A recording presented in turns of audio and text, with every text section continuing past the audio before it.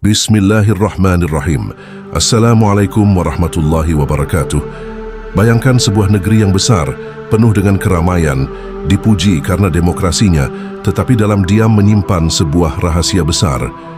Rahasia itu bukan sekadar cerita, bukan pula sekadar legenda, melainkan bagian dari naskah langit yang sedang berlangsung. Dan rahasia itu kini mengetuk pintu Indonesia, keberadaan Imam Mahdi. Namun persoalannya, apakah bangsa ini siap atau justru menutup mata karena berita sebesar ini hanya dianggap kabar angin? Allah telah berfirman, "Dan kami turunkan kepadamu Alkitab untuk menjelaskan segala sesuatu sebagai petunjuk, rahmat, dan kabar gembira bagi orang-orang yang berserah diri." An-Nahl 59. Inilah peringatan awal. Segala sesuatu yang penting bagi umat manusia sudah dijelaskan dalam kitab. Maka, jika ada sebuah berita besar yang diklaim sebagai manifestasi Imam Mahdi, bangsa ini tidak boleh hanya bersandar pada opini, melainkan harus menimbang dengan kalamullah sebagai neraca. Di titik inilah dua nama besar bangsa hadir, Profesor Dahlan Iskan dan Profesor Al-Makin. Profesor Dahlan Iskan bukan hanya dikenal sebagai mantan Menteri BUMN, tetapi juga seorang jurnalis senior yang tajam membaca denyut hukum dan sosial bangsanya. Ia telah lama mengabdi di jalur komunikasi publik, memimpin opini, dan menyaksikan langsung bagaimana hukum ditegakkan atau kadang diabaikan di negeri ini. Maka ketika muncul isu tentang Imam Mahdi, posisinya bukan sekadar jurnalis, bukan sekadar mantan pejabat, melainkan penjaga nurani bangsa yang pernah memikul amanah publik. Saya selalu mengagumi kegagahan parade militer, dimanapun. Sayang, saya tidak bisa melihat parade itu secara live kemarin. Pada jam parade itu, saya lagi di Medan, di rumah orang yang pernah mendeklarasikan dirinya sebagai Rasulullah abad ini. Deklarasi itu dilakukan di Makkah, di dekat Ka'bah, yang membuatnya masuk tahanan di sana. Terlalu lama saya berbincang dengan sang Nabi, baru selesai setelah live parade berakhir. Saat melihat video parade beberapa jam setelahnya, saya pun terkenang masa nan silam. Saya duduk di kursi VIP di situ melihat parade militer serupa di lokasi yang sama. Ujar Profesor Dahlan Iskan. Allah menegaskan, "Dan janganlah kamu campur adukkan yang hak dengan yang batil, dan janganlah kamu sembunyikan kebenaran padahal kamu mengetahui." Al-Baqarah 42. Ayat ini berbicara langsung, kebenaran tidak boleh dikubur oleh opini, apalagi oleh kepentingan. Sementara itu, Profesor Al-Makin, seorang rektor, seorang ilmuwan sosiologi agama, memiliki kapasitas akademik untuk menimbang fenomena besar dengan disiplin ilmiah. Dalam dunia ilmu sosial, berita tentang Imam Mahdi bukan hanya fenomena keagamaan, melainkan juga fenomena sosial, budaya, dan sejarah bangsa. Apalagi jika kabar ini muncul di Medan, di tanah Indonesia sendiri. Maka tanggung jawab seorang ilmuwan bukan menertawakan, bukan pula menutup mata, melainkan meneliti dengan sungguh-sungguh. Allah berfirman, "Dan janganlah kamu mengikuti apa yang kamu tidak mempunyai pengetahuan tentangnya. Sesungguhnya pendengaran, penglihatan, dan hati, semuanya itu akan dimintai pertanggungjawaban." Al-Isra 36. Inilah garis tegas bagi para ilmuwan. Kajilah dengan serius, karena Allah akan meminta pertanggungjawaban atas ilmu yang mereka abaikan. Maka jelaslah Panji, kedua tokoh ini, Profesor Dahlan Iskan dan Profesor Al-Makin, sebenarnya dipanggil oleh wahyu untuk berdiri sebagai ulama sejati. Ulama bukan semata karena jubah atau gelar agama, melainkan karena keberanian menimbang kebenaran dengan neraca kalamullah. Allah menegaskan lagi, "Sesungguhnya yang takut kepada Allah di antara hamba-hambanya hanyalah para ulama." Fatir 28. Dan inilah ayat yang harus hidup di dada mereka. Ulama sejati adalah orang yang gemetar ketika berhadapan dengan kebenaran Allah, bukan orang yang menjual opini untuk kepentingan sesaat. Mari kita tanyakan, apakah berita tentang Imam Mahdi hanya wacana kosong? Ataukah ia bagian dari janji langit yang akan terus hidup hingga akhir zaman? Allah sudah menegaskan. Dan ingatlah, ketika Allah mengambil perjanjian dari para nabi, sungguh apa saja yang aku berikan kepadamu berupa kitab dan hikmah, kemudian datang kepadamu seorang rasul yang membenarkan apa yang ada padamu, niscaya kamu sungguh-sungguh akan beriman kepadanya dan menolongnya. Allah berfirman, apakah kamu mengakuinya dan menerima perjanjianku? Mereka menjawab, kami mengakuinya.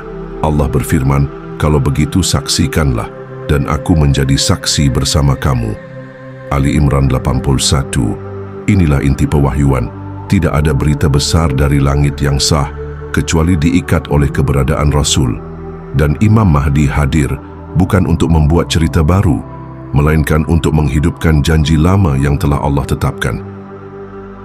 Profesor Dahlan Iskan, dengan tajamnya pena jurnalis dan pengalaman sebagai mantan menteri, tidak bisa mengabaikan ini. Ia tahu bahwa hukum bangsa akan diuji ketika berita langit datang.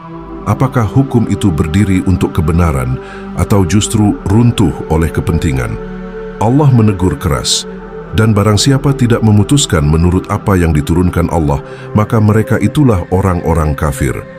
Al-Maidah 44. Maka, jika isu Imam Mahdi benar hadir di Indonesia, hukum negeri ini pun harus diuji dengan kalamullah.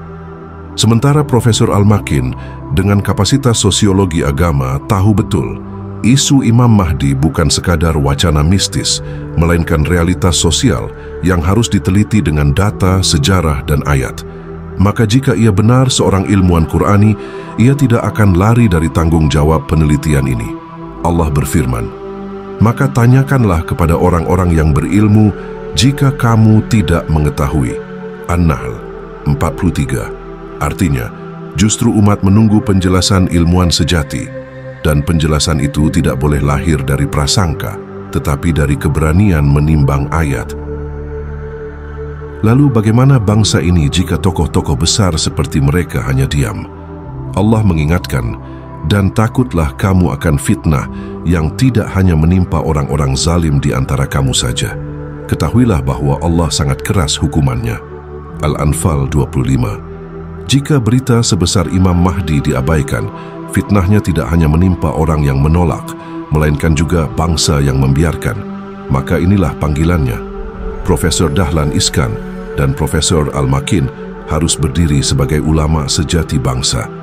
Dengan pena, dengan ilmu, dengan nurani, mereka harus membuka pintu penelitian dan kajian serius, bukan sekadar menutupnya dengan opini.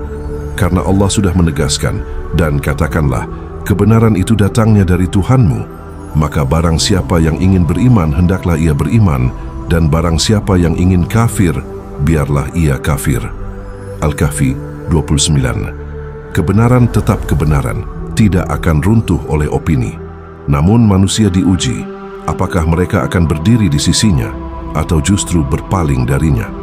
Maka, wahai bangsa Indonesia, wahai para tokoh, wahai para ilmuwan, jangan biarkan berita Imam Mahdi hanya menjadi gosip jalanan. Jadikanlah ia sebagai agenda kajian serius bangsa, karena ia bukan sekadar isu, tetapi bagian dari naskah Allah yang hidup. Dan bagi Profesor Dahlan Iskan serta Profesor Al-Makin, inilah panggilan sejarah. Nama mereka akan tercatat. Apakah mereka berdiri sebagai ulama sejati yang menimbang berita besar dengan kalamullah, ataukah mereka memilih diam dan membiarkan bangsa ini kehilangan kesempatan emasnya? Allah menutup dengan peringatan keras, dan katakanlah, yang benar telah datang dan yang batil pasti lenyap. Sesungguhnya yang batil itu pasti lenyap. Al-Isra 81. Inilah saatnya bangsa ini menimbang, bukan dengan opini, bukan dengan prasangka, tetapi dengan kalamullah yang hidup. Imam Mahdi bukan isu kecil, ia adalah ujian besar akhir zaman. Dan tokoh-tokoh bangsa seperti Profesor Dahlan Iskan dan Profesor Al-Makin dipanggil untuk menegakkan perannya sebagai ulama sejati bangsa, penjaga nurani dan saksi sejarah kebenaran. Wassalamu ala manittaba'al huda. Keselamatan hanya bagi orang-orang yang mengikuti petunjuk. Mestinya kalau sampai khawatir wajan tadi bekas dipakai masak babi atau tidak, korupsi seharusnya juga ini uang ini jangan korupsi ya gitu ya. Jangan korupsi, bahkan jangan sampai berbau korupsi. Ya, itu dia. Kalau kan itu dikaji lebih. Ya, ini lebih bermanfaat bagi umat manusia. Sementara makan babi, risikonya kan di pribadi. Korupsi ini kan mencelakakan manusia yang seharusnya hak untuk membangun menjadi tidak untuk membangun. Kalau babi yang masuk neraka kan juga begitu. Ya, tapi babi kan masuk ke darat. Korupsi memangnya nggak masuk ke darat. Bahkan dari satu maksiat lompat ke maksiat lain. Iya. Keluar beranak nih pakai mabuk. Iya. Kalau itu perempuan, Iya. kalau ini, Benar. iya kan?